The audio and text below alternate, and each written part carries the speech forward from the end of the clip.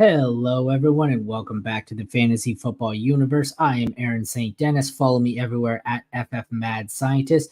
Joined today by Jeremy Shulman at FF_Rebel. We are back for some analysis here. We did a SFB14 mock draft yesterday. The three of us, me, Jeremy, and SC, we each took two different draft strategies, and we stuck to those specifically to see how they play out. We didn't know what strategy each of us was employing. It became kind of evident as we moved on and we kind of played guessing games, but we're going to take a look and, kind of do a quick recap here, maybe 15, 20 minutes, and see what we thought was the most viable. For me, it was early QB. As you can see, I started two early QBs, and then it was paired with mid to late round wide receiver. So I had three here in a row in 4, 5, and 6, and then I doubled back and got one in the 9th round. SC went with the robust running back approach and paired that with late round QB. He had three running backs in the first 4, and then he added in 3 more. So he's heavy on the RB. And like I said, he's got 9th and 11th round quarterback. We only did 11 rounds. We only did the starting positions. Jeremy had bully tight end. That might bully the bully tight ends. He took that a bit too far. And then he went with some late round running back here. So we're going to take a look. Like I said, we're kind of going to ignore the majority of the other teams drafted unless we really noticed an approach that we didn't take. Like maybe we'll discuss some of the teams, like specifically, I would say team 6 and team, 7, 8, 9, 10, I find interesting to me. Team 6 really went with the early wide receiver approach, whereas team 10 went late stack on the wide receiver. So maybe those are worth briefly discussing later, but I guess we'll start from left to right here. We'll start with mine. I don't necessarily love all the players I got, but I don't hate this approach. I've got the two quarterbacks to start. Having said that, my original plan was to go first and third for early QB. But when it got back to me, I liked that Dak, Jordan Love, and Kyler were still on the board. So if any of those three were available, I went with them, which is what I ended up doing here. Having said that, just one sec. I want to see if I can I move your camera back over here without cutting yours off? Let's see, Jeremy. Let's see if I can work. Oh, we're still good. So we can see some of the board here. Yep. Had those three been gone, I would have pushed quarterback to the 3rd round and taken him at the 312 because I really didn't like Purdy, Tua, Goff, Lawrence. I didn't really want any of those in the 2nd round. So I went Allen and Kyler because those were the ones I wanted. Then, like I said, my plan was originally to go wide receiver, from 3rd to 6th round, but I looked at it and I thought Jacobs was good value in the 3rd. I would have also probably taken Henry there. So I grabbed one running back knowing I was going to go 3 or 4 rounds here in a row of wide receiver. Then I went back, grabbed another running back because I think Stevenson was elite value there. Grabbed what I thought was the last of the startable tight ends and then hit my value in Deontay Johnson, which I love. Went with another value running back in Zach Moss and finished with my kicker. So the moral of the story I found with this build kind of was I took my 3 running backs were all guys who I thought were values when I drafted them. None of them are guys I'm particularly in love with, but they're not guys I hate. Like I don't hate if I have to start Jacob, Stevenson, or Moss. This is more of a build I find where you're loading up at receiver and then you're taking value at every position the whole way. I don't necessarily love any player on this entire roster, but there's no one here where I don't feel comfortable starting them. So what are your thoughts there on how I went with the early QB and mid-round receiver? Yeah, I think the build works really well here for the Scott Fish Bowl. Even though I like to load up on the running backs, it's hard to argue here with 2 elite rushing quarterbacks at the top in Allen and Murray. Both of those guys are going to have insane value if they are able to stay healthy throughout the course of the season because of, I believe we sorted this out yesterday during the mock draft. It's a 0.25 point per rush attempt. So these quarterbacks, obviously, throughout the course of the season, are just going to get their stats boosted even more. And when you have QBs like this who can run the ball, for a ton of yardage and run it a ton of times, with the added component, the fact that they're actually good passers, and they can add kind of normal to good passing volume on top of that elite rushing volume. Those are two great picks. If I'm splitting hairs here, I swap out Henry for Jacobs. I swap out maybe Pittman or Evans for Ayuk, but I don't mind those players there at those values. And I love your wide receiver room. Ayuk, Neighbors, Metcalf, and Deontay late. I mean, those wide receivers there, even though there's less of a premium there, the Scott Fishbowl scoring really makes it so that all the positions are balanced. So it's hard to argue there, especially getting Stevenson and Moss as late as you did. It's hard to argue with any of these players. So I really like this build, and especially if you see in your Scott Fishbowl drafts that running backs go off the board, running backs and quarterbacks pretty much only go off the board, with the exception of maybe 2 or 3 tight ends early. It might be a good idea to pick up that wide receiver value. Yeah, I got to admit, I was the victim of a 30-second clock here and trying to multitask and run the stream. Looking back, I took Jacobs. I would have preferred Derrick Henry or Rachaad White. Even like you said, Ayuk. It's really close with those guys. But with Ayuk, I took Ayuk thinking there was a potential to maybe get Pittman back around on me. Like we've seen DJ Moore, Waddle, Collins, Smith. I thought one of that group would fall to me. They weren't, and instead I ended up with Neighbors, who I don't hate, but I like the group above Neighbors and Metcalf much more than I like Neighbors and Metcalf. I think when I made the Metcalf pick, I was hoping Higgins would get back to me. He didn't. Same with Dell, Pickens, like that group. I seem to fall on the end of a few wide receiver runs here, which got me with guys like I don't have a whole lot of Ayuk, Neighbors, or Metcalf. Don't hate them, but don't love them. They weren't the guys. They kind of just fell to me. And then, like I said, the receivers I wanted were gone. So I went with Ramondre. But like I said, I found that the story here was I just took whatever value fell to me. So it's not guys that literally, if you look, I don't think I own, with the exception of Deontay, I don't roster Deontay and Zach Moss at the end there. I don't roster any of these guys on any of my current teams. So they kind of just fell to me. All right. Do you want to move to you next, or do you want to, we can talk SC? Which one? We got 2 teams. Let's do SC. Let's go to the 105. Okay, so SC, we think he's not on the show, so we're kind of winging it. It looks like he went with an robust running back build and definitely late QB. So he started off with Bijan, Jahmyr Gibbs. Then he went tight end with Cook Kincaid, added in Isaiah Pacheco, a receiver, Joe Mixon, a receiver, Zamir White. So, and then he has Devin Singletary towards the end. So he has 1, 2, 3, 4. He has 6 running backs out of 11 picks. Ended up with Bijan and Gibbs, which is about the most elite stack I ever seen. If you could, I had a team where I had that in Dynasty, and good Lord, is that lovely. Then he adds in Pacheco and Mixon, who are probably not the most exciting. Even Zamir White, I guess, are 3 guys who aren't the most exciting, but they should be workhorses this year. And I guess you could say that with Singletary if he managed to hold on to the job in New York. Kincaid is his tight end. Then he went really light on the receivers because he went Devonta Smith in the 5th, George Pickens in the 7th. Don't love him, don't hate him. It's a really slim build there. And he went with 2 quarterbacks in his last 3 picks, Bryce Young and Derek Carr, and that is not nearly as sexy as his running back room. You've got the ultimate mid-range QB2 that has no ceiling, and you have Bryce Young who has no floor. So 1 QB, no ceiling, 1 QB, no floor. It's kind of a scary build. It has some potential if Bryce Young can take the next step, but I'm not going to lie. Like, I love his running back room, but overall, if I had to pick, I think I would take my overall build over his. I'm not sure. Like, I don't mind the robust running back approach given these scoring settings. I really do not like the quarterback approach. I don't love the wide receiver. So I just think overall, like his build, his strength is obviously running back, but I feel like every other position is kind of a weakness for him.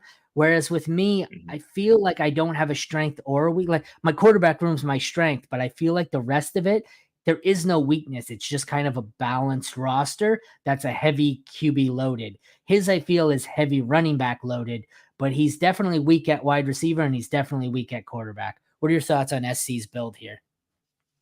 Yeah, I mean, obviously we're pigeonholed based on what we chose to do in terms of our strategies, but here I totally agree with you. The one thing I would change if I could here, and it's hard to do it if you're employing late QB strategy as we were, but I would trade out Joe Mixon or even Devonta Smith and go quarterback there. I mean, there's a lot of good options still left on the board for Scott Fishbowl. You saw Cousins and Stafford go after them. Even Aaron Rodgers isn't terrible in that range. So I would have preferred one of those guys and then taking Bryce Young where he did. That really helps to maximize your value. You got a steady floor mixed with an upside guy with rushing ability. So, that makes this team kind of elite to me. You got an elite tight end. You got elite running backs, as you went through and mentioned. I prefer Jonathan Taylor over Jahmyr Gibbs in this format just because I think he's going to be fed. We know Gibbs lives off of efficiency. But again, that's splitting hairs. Otherwise, yeah, I really like his picks and his build with that slight tweak of quarterback a little bit earlier if you're in the real deal. This one is terrifying for me. I also don't think in the real Scott Fishbowl draft that this one would work because I know in these mocks everyone's brave and they're punting quarterback. I don't think Bryce Young and Derek Carr, there's no way two guaranteed starting quarterbacks are surviving until the ninth and 11th round. So I think if in real drafts, those two would have had to go more likely the 6th and 8th or 7th and 8th. I don't think they're going that late. So I think this one's slightly unrealistic. So you, on the other hand, you have the ultra bully tight end and some late round running backs. So you took a quarterback in the 1st and the 9th. You went Lamar in the 1st, Geno in the 9th. You have one wide receiver, albeit it's Rashid Shaheed in the 11th. So he was a wide receiver 2 last year. You went tight end in 2, 3, 4, and 5, stacking Sam Laporta, Mark Andrews, Trey McBride, and Kyle Pitts. So that is the best tight end room you will ever see, probably. If you had just drafted Travis Kelce in the 1st round, you would have had pretty much every tight end. No then thanks. You went Najee in the 6th, Connor in the 7th, Brooks in the 8th, Tajay in the 10th. So you went elite for the elite of the tight ends, and running back, you kind of went with the undervalued value running back build, which I like because I feel like you have 4 in the late, like 6, 7, 8, 10. All 4 of them, I think, were great values where they went. The only thing I could see, maybe were you hoping that after Connor, were you hoping Stevenson would get back to you for Brooks, or was Brooks your plan all along? Because I think the only thing I would have changed was I would have preferred Stevenson there, but obviously he didn't get to you because I took him. But yeah, it wasn't necessarily my plan. Like, there's a couple of guys here that I like, who were sniped for me. First of all, I like Najee, but Kenneth Walker for me, I have ranked very highly. I definitely would have taken him if he wasn't taken right before me in the 6th. Najee, a decent consolation prize because, again, I was stacking up those later running backs in my second strategy there. Brooks, yeah, I don't mind him where he fell. I don't think he's going to be available there in the real deal. But, like you said, yeah, I'd prefer Ramondre to Brooks. I'm just not super confident that Brooks plays really even half the season. Just don't know right now when he's going to be 100%. And when they're going to give him the full workload. Once he gets it, I think he's going to be great. He's a great pick for me here as my RB3, maybe as your RB4 or even 5, depending on how heavy you go at the top with running back. He's a smash in that area if he lasts that long. And then Tajay, I just think that, Jesse's been in my ear and all of our ears a little bit much with Tajay over Pollard and his love. So sometimes that creeps into my evaluation. I think it'll still be a 50-50 split no matter what.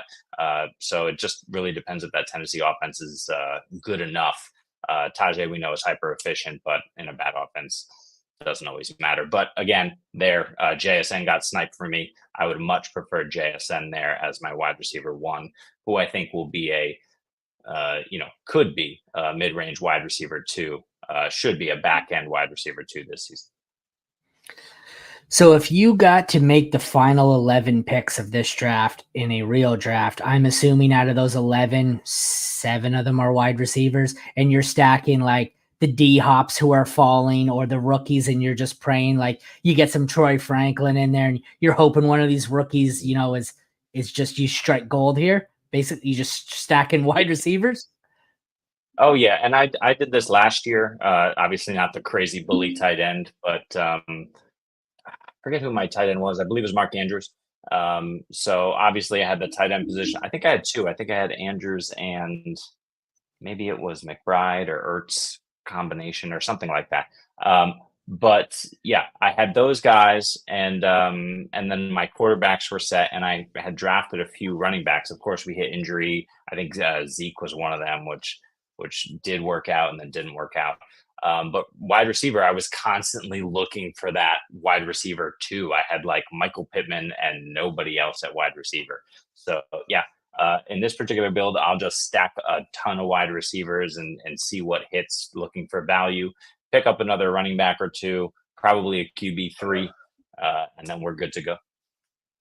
I find with this build, the upside here is that you're set at every position except for wide receiver. If you happen to somehow stumble onto this year's Puka Nacua in the late rounds, this team may win it all. Because like you're not going to be beat at tight end. You're okay. So quarterback, maybe I don't love Geno as your 2. I think just a sec. I'm going to try and love Geno, by the way, this year. I'm going to shift you up here so we can see the bottom half of the board quickly.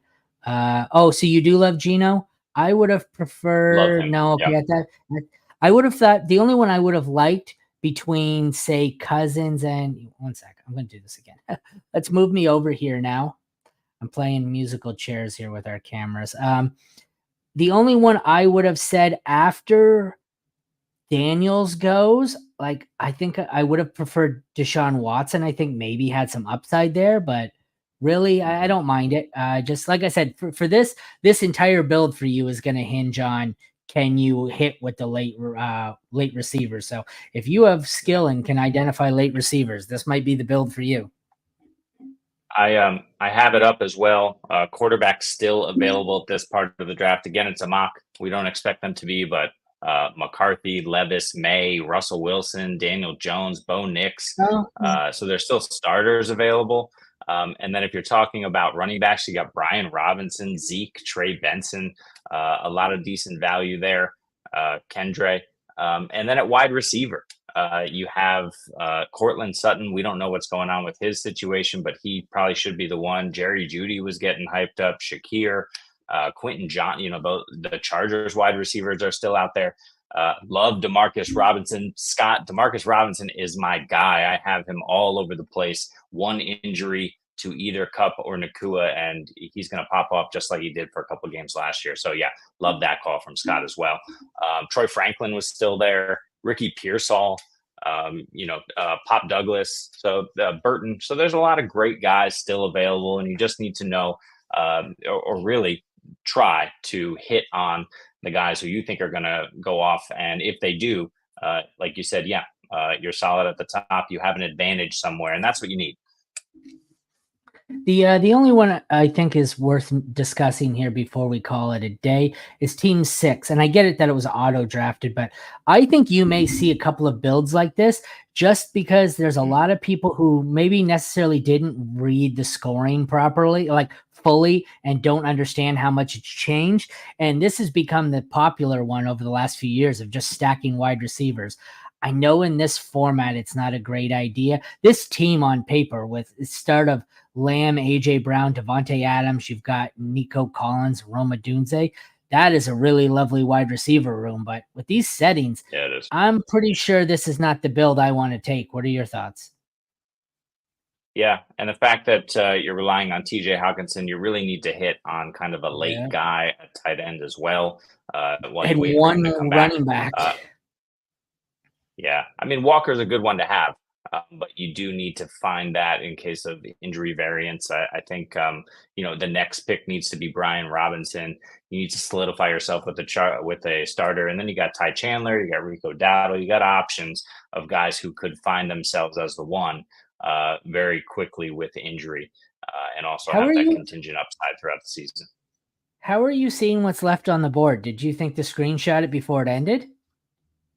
No, I pulled Or up the mock draft, and I have the my mock draft on Sleeper, and I have all this stuff okay. So, because I listed. kept thinking, I'm like, yeah, you've got a pretty good idea who's left.